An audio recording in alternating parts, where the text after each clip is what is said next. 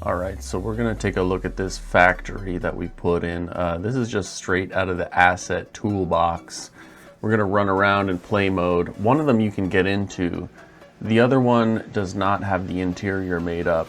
The big one does not. So I was kind of wondering, in a map, where would you put the enemies? What would you kind of do outside? Would you put a bunch of broken cars? Maybe you need something taller. Then I got into ChatGPT and I took a screenshot of the map from the top and I said, you know, give me some ideas. What are we going to do here? And because I mentioned a bunker and a windmill, I mean, I couldn't really tell what was going on there.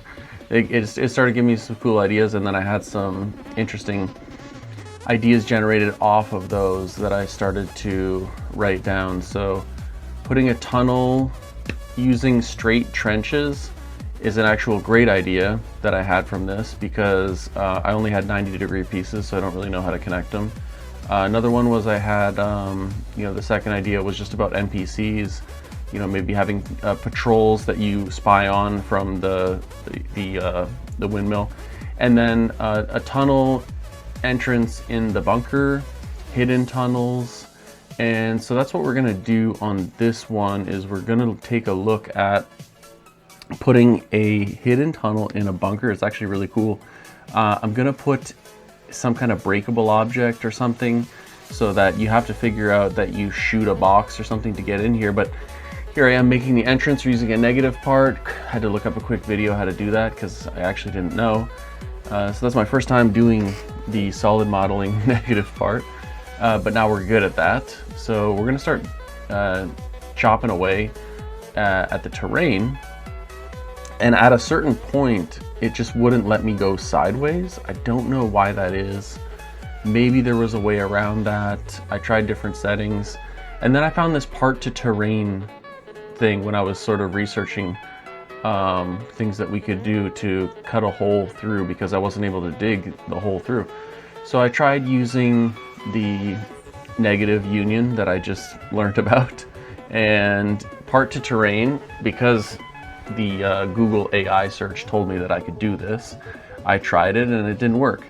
But of course, all you have to do is recreate this tunnel with parts, and then do the part to terrain on that. So here I am, you know, moving some parts into place so that we can get the terrain going, but it gives me the wrong texture. So this is just something. There seems to be like a texture versioning or something going wrong with the ID numbers in Roblox, that snow is actually mud. So for some reason this kept giving me a cobblestone. And here I am over here just testing. I thought it was something to do with the plugin, but I think it's to do with a second version of material IDs in Roblox to begin with. So I'm going through one by one, and I'm also figuring out how to use the parts terrain tool, part to terrain. Really cool tool, really cool whatever. But here in my prototype, I think, you know, it's too small, the tunnel, and so we got to make that bigger so that when we use the part to terrain tool and it kind of shrinks down the available space, that we make sure that it fits. Now you can actually run through this. I tested it. You can actually climb up there and run through, but I need a much more cleaner solution anyway, because you have to put actual solid blocks around it in case you use a grenade to destruct some of the mesh, which I do have in this game, which is kind of cool. And I didn't want to remove that. So I'm going to be putting blocker pieces all throughout the terrain when I do the final cleanup, which doesn't sound super fun, but it's not that hard. There you see that some pieces of the lamp kind of fell down, which is not great. So we're gonna fix that later. Didn't get to it yet, but we're clearing out some of the snow, which we had done before to build this piece. And now we're gonna clear out a whole bunch of snow so we can take this prototype to an actual finished process. And it's real simple. It's just a straight tunnel. I didn't do anything fancy with a turning angle. It's not a two-piece tunnel or anything that I could have lined up. That would be like the next step of tunnel making, or angling it down or something like that.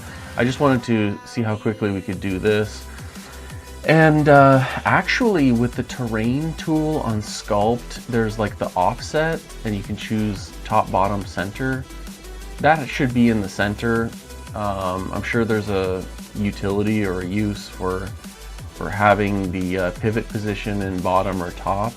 But if it's not in center, it's just a lot slower. You're trying to do what you're trying to do. So maybe one day I'll figure out how to do that. But here we are. I was really worried about pushing snow into the tunnel and collapsing the tunnel. So I used the tool to kind of build over it and kind of pull it down. So here we are, like pulling it down over top. And I was probably more careful than I needed to be, but we got it done without having any issues. I just didn't want to have any issues and then having to hit Control Z too many times. And I'd rather just do something simple than messing it up. But you know, not too much to worry about. We're running through here, we're testing it out. Took us a while to get this all filled in. So this is gonna be like a separate area where, you know, you can only access it through the secret tunnel. So that's the really cool part. You can only access it through the secret tunnel. And so we'll put those red blockers up all around. So here I am kind of cleaning out the special area. I don't know what you'd find here, some guns or an extra objective for extra points or something when you finish the level. So here we had to anchor some pieces because something fell down, and now we can finally test it. And hopefully we have a test clip where we're actually going to regular speed. But here we are pushing back some of the snow that fell in, pushing down the mountain because it was a little bit too high. But I did think to keep the actual snow that was coming off. This, I couldn't find the key, but there's actually a layer a little bit below this one. So I added a light. I'm like, where is my key? And I think I actually picked up the lantern. I don't know what you do with the lantern. You can make a light. You can like turn on a light. I don't know if it worked or not. When I tried it the first time, I picked up a lantern tool. And so now we have it. We can pick up the key. And if you don't select the key, the lock doesn't open, which is kind of funny.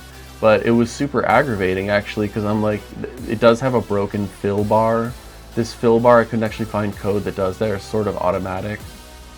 So once I realized that I didn't have the key in my hand, that we got in the door, and this is what the hidden tunnel would look like once you open it up. And I do have a light source that I made quickly right at the entrance, just so we could see what was going on while I was doing development. And so there you get to the secret area, you're cruising around. Looks pretty good. I don't know, put some enemies in there, maybe put a friendly, that's like, oh hey, you found the secret area, you're the coolest guy ever, dude. And that would be nice. Maybe like some sort of hostage scenario, maybe some sort of objective. So we can go up here. I'm testing this. I don't know if I could ever go down into the room in front in the first place, but that's another thing I have to fix, because I think I'm about to actually go look through the front, but for some reason I'm cruising back. So I gotta finish this up, wrap this up. Those are some pretty good ideas. I'm kind of brainstorming with you guys right now what to put in this area. Leave in the comments what you think should go in here. As always, the first person only shows the shadow for your arms, because it's probably only having any arm models right now, which is it's always a little funny. But I was testing that you can walk up and over things, which, you know, we need the barriers, and I was thinking, like, should I have this in the game where you can walk anywhere and maybe just put actual barriers if you want the player not to go somewhere? Which is true, you could do that. And then I thought, no, you need limits for the level, but you could have actual, like, fences everywhere. That's kind of annoying though, to have to put fences everywhere and then test that there's no bugs. So, yep, the key's in the windmill, and that's it.